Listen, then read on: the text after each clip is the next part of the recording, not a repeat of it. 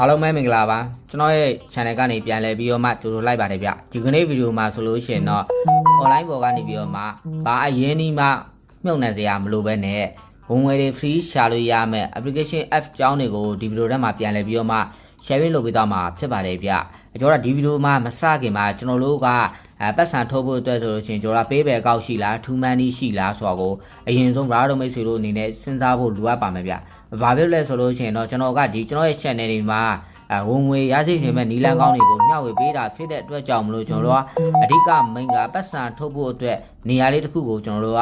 ရသိခြင်းပါတယ်ဗျကျွန်တော်တို့ကဒီဂိမ်းတွေကိုကစားပြီးမှကျွန်တော်တို့ကပတ်စံနေရှာဖို့အတွက်ကိုပတ်စံထုတ်မဲ့နေရာမရှိဘူးပတ်စံထုတ်ဖို့အတွက်ကျွန်တော်တို့ van account တွေကျွန်တော်တို့ပြောပြတဲ့ကျွန်တော်တို့ two money account တွေပေးပဲ account တွေမရှိဘူးဆိုလို့ရှိရင်တော့ကျွန်တော်ရဲ့ channel ကဗီဒီယိုတွေကိုအားလုံးမိတ်ဆွေတို့အနေနဲ့ကြည့်လဲအပေါ်ဝဲဖြစ်မှာဖြစ်တဲ့အတွက်ကြောင့်မလို့အားလုံးမိတ်ဆွေတို့အနေနဲ့ပတ်စံထုတ်မယ်ဆိုလို့ရှိရင်တော့ကျွန်တော်ဘာနဲ့ထုတ်မှာလဲ VS နဲ့ထုတ်မှာလဲဆိုတော့အရင်ဆုံးရွေးချယ်ပြီးတော့မှ account တွေအရင်ဆုံးဖွင့်ထားပေးဖို့တော့လိုအပ်ပါမယ်ဗျဒါဆိုလို့ရှိရင်တော့ဒီဗီဒီယိုလေးကိုဆက်ပြီးတော့တွားရလိုက်အောင်ဗျပထမဆုံးအနေနဲ့ကျွန်တော်ဒီ application တွေကပတ်စံထုတ်ဖို့အတွက်ကိုနေရာလေးကိုတွားရလိုက်အောင်ဗျပတ်စံထုတ်ဖို့အတွက်ကတော့ကျွန်တော်တို့ဒီဘက်ကဗတ်အစိမ်းအောင်ပုံစံမျိုးလေးနဲ့ဒီဘက်ကကျွန်တော်အဝါပုံစံကျွန်တော် coin လေးနေရာကနေပြီးအဲ့နှစ်နေရာကနေပြီးတော့မှပတ်စံထုတ်လို့ရမှာပဲဖြစ်ပါတယ်ဗျပထမဆုံးကျွန်တော်တို့ကဗတ်အစိမ်းအောင်ပုံစံမျိုးလေးကိုတစ်ချက်သွားလိုက်ရအောင်ဗျဗတ်အစိမ်းအောင်ပုံစံကတော့ကျွန်တော်တို့ကဒေါ်လာဘယ်လောက်ကနေပြီးစထုတ်ရမလဲဆိုတော့ကိုတစ်ချက်သွားရလိုက်အောင်ဗျပထမဆုံးအနေနဲ့ကျွန်တော်ဗတ်အစိမ်းအောင်ကိုနေရာကိုရလိုက်မယ်ယခုလက်ရှိနေတဲ့ကျွန်တော်ရရှိတဲ့ပမာဏကတော့ကျွန်တော်တို့ကပေးပဲကောင်းတဲ့ထုတ်မှာဖြစ်တဲ့အတွက်ကြောင့်မလို့ဒီနေရာမှာဒေါ်လာပုံစံမျိုးလေးနဲ့ပြထားမှာပဲဖြစ်ပါတယ်ဗျဒီဒေါ်လာပုံစံကတော့ကျွန်တော်ရှိမှာကြတော့ဒေါ်လာ 1.03 ဒေါ်လာပဲရရှိပါသေးတယ်ဗျကျွန်တော်ကပတ်စံထုတ်မယ်ဆိုလို့ရှိရင်တော့ဒီနေရာမှာထုတ်လို့ရမှာမဟုတ်သေးပါဘူးဗျဘာဖြစ်လို့လဲဆိုလို့ရှိရင်တော့သူကအနည်းဆုံးကျွန်တော်တို့ကဒေါ်လာ$9ကနေပြီးတော့မှစပြီးတော့ပဲထုတ်လို့ရမှာပဲဖြစ်ပါတယ်ဗျဒေါ်လာ$9ထုတ်ပြီးသွားပြီဆိုလို့ရှိရင်တော့ဒေါ်လာ10လဲထုတ်လို့ရမယ်ဒေါ်လာ20ထုတ်လို့ရမယ်ကျွန်တော်ကဒေါ်လာ$152ထုတ်လို့ရမှာပဲဖြစ်ပါတယ်ဗျဒီထုတ်မဲ့ဆိုလို့ရှိရင်တော့ဗလားတို့မိတ်ဆွေတို့ကဘယ်နိုင်ငံမှာနေတာလဲဘယ်မြို့နယ်မှာနေတာလဲဆိုတော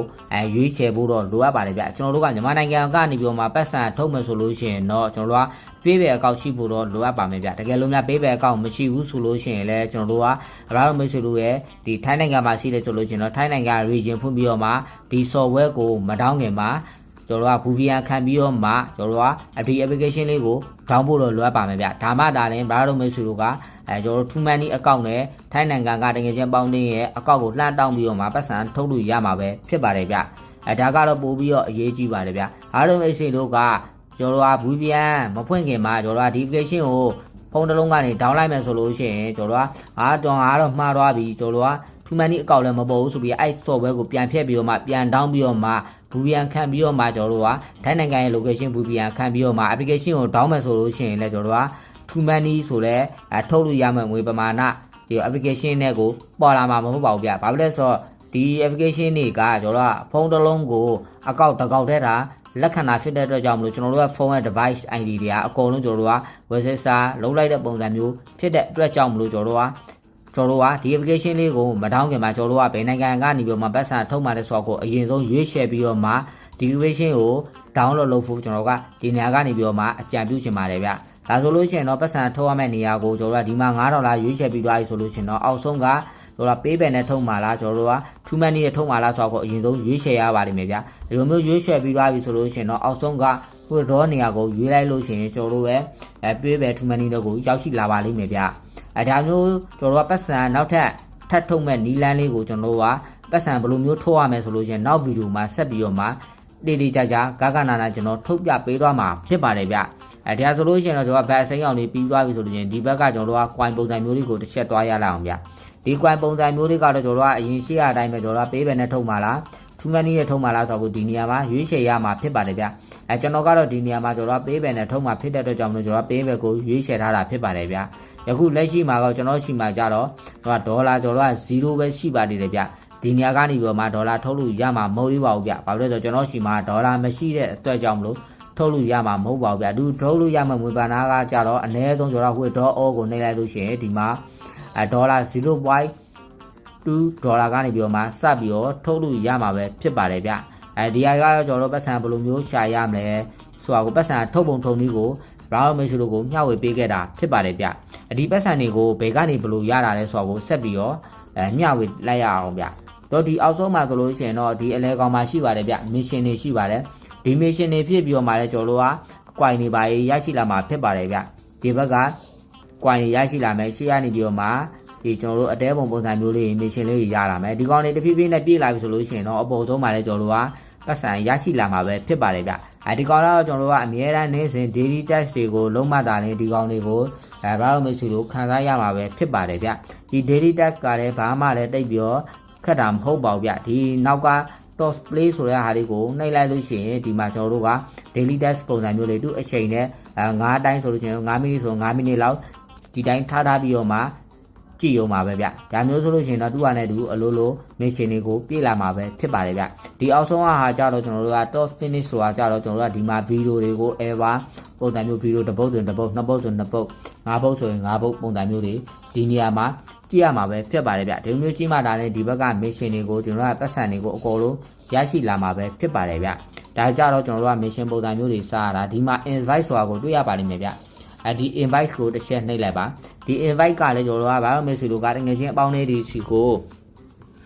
invite လုပ်ပြီးတော့မှကျွန်တော်တို့ကပတ်စံရှာဖို့တော့ကလည်းဒီမှာနဲတာမဟုတ်ပါဘူးဗျာနော်ဒါဆေးရောင်နေကျွန်တော်တို့က coin နေနဲတာမဟုတ်ပါဘူးဗျာနဲဦးရရှိပါလိမ့်မယ်ဗျဒီကျွန်တော်တို့ကတကယ်ချင်းအပေါင်းလေးစီကိုကျွန်တော်တို့က invite လုပ်ပြီးတော့မှကျွန်တော်တို့ကတူဟာနဲ့တူ level တွေတက်လာမှာပဲဖြစ်ပါတယ်ဗျအပေါင်းလေးနေတယောက်လာရင်တယောက်နှစ်ယောက်လာရင်တယောက်၅ယောက်လာရင်၅ယောက်တို့ကတူ level နဲ့တူတက်ပြီးတော့မှပတ်စံတွေပိုရရှိလာမှာပဲဖြစ်ပါတယ်ဗျ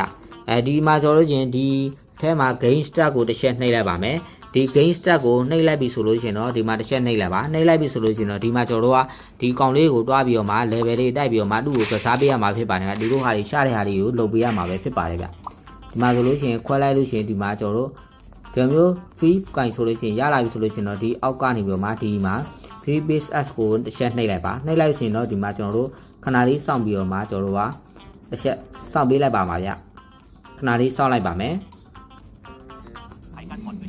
ကြော်ညာလေးတစ်ချက်ကြည့်သွားပေးရမှာပဲဖြစ်ပါတယ်ဗျဒီကြော်ညာလေးပြီးလို့ရှိရင်တော့ဆက်ပြီးတော့ပြပေးရမယ်ဗျခဏလေးစောင့်ပေးလိုက်ပါကြော်ညာလေးပြီးသွားပြီဆိုလို့ရှိရင်တော့အပေါ်ဆုံးမှာ crossing လေးတွေ့ရပါလိမ့်မယ်ဗျနော်ဒီ crossing လေးကိုကျွန်တော် van နဲ့ထွက်လိုက်ပါ van နဲ့ထွက်လိုက်ပါဒီမှာ crossing လေးတွေ့ရပါလိမ့်မယ်ဒီ crossing လေးကိုတစ်ချက်နှိပ်ပေးလိုက်ပါနှိပ်လိုက်ဆိုရင်တော့ခုနကမှာပတ်စံလေးရရှိလာပါပြီဗျခဏလေးစောင့်ပေးလိုက်ပါဒီမှာဆိုလို့ရှိရင်တော့ဒီမှာကျွန်တော်တို့ဒီမှာပတ်စံ coin လေးတွေရရှိလာပါဗျ K တန်း K ဆိုတာကိုရရှိလာပါလိမ့်မယ်ဒါမျိုးရလာပြီဆိုလို့ရှိရင်တော့အောက်ဆုံးကကျွန်တော်တို့က confine ကိုတစ်ချက်နှိပ်ပေးလိုက်ပါဗျနှိပ်ပေးလိုက်ပြီဆိုလို့ရှိရင်တော့ဒီမှာ K 40K ရရှိလာပါပြီဗျဒါမျိုးလေးတွေ gain လေးတွေစော်ပြီးရမှာကျွန်တော်တို့ကပတ်စံတွေရှာလို့ရမှာပဲဖြစ်ပါတယ်ဗျဒီဗီဒီယိုကိုကြည့်ပြီးတော့မှအားလုံးအဆင်ပြေကြမယ်လို့ကျွန်တော်ယုံကြည်ပါတယ်ဗျဒီ gain တွေကပတ်စံလေးတွေရတာပြီးထုံပုံထုံပြီးမတည်သေးဘူးဆိုလို့ရှိရင်လည်းနောက်ထပ်ဗီဒီယိုမှာပတ်စံဘယ်လိုမျိုးထုတ်ရမယ်ဆိုတာကို step by step ကျွန်တော်ဗီဒီယိုနဲ့တကွာပြပေးသွားမှာပဲဖြစ်ပါတယ်ဗျဒါတော့မိတ်ဆွေတို့အနေနဲ့စိတ်ဝင်စားလဲဆိုလို့ရှိရင်เนาะကျွန်တော်တို့ကဒီ game လေးကို down ပြီးတော့မှတွားရောက်ပြီးတော့မှကစားလို့ရပါတယ်ဗျဒီ game ကို down ဖို့ link နဲ့ကျွန်တော်တို့က refer code တွေကိုကျွန်တော်ဒီဗီဒီယိုရဲ့အောက်က comment မှာကျွန်တော် link နဲ့တကွာချထားပေးထားမှာဖြစ်ပါတယ်ဗျနောက်ထပ်နေပြည်တော်နဲ့ပတ်သက်တဲ့အကြောင်းအရာတွေဘူဒုဒတွေစိတ်ဝင်စားတယ်ဆိုလို့ရှိရင်တော့ကျွန်တော်ရဲ့ channel မှာဗီဒီယိုတွေအစားအဆုံးတွေတင်ပေးထားတာရှိပါတယ်ဗျတွားရောက်ပြီးတော့မှလေ့လာလို့ရပါတယ်ဗျဒီဗီဒီယိုကတော့ဒီတော့ပါပဲဗျအားလုံးအဆင်ပြေကြပါစေခင်ဗျာ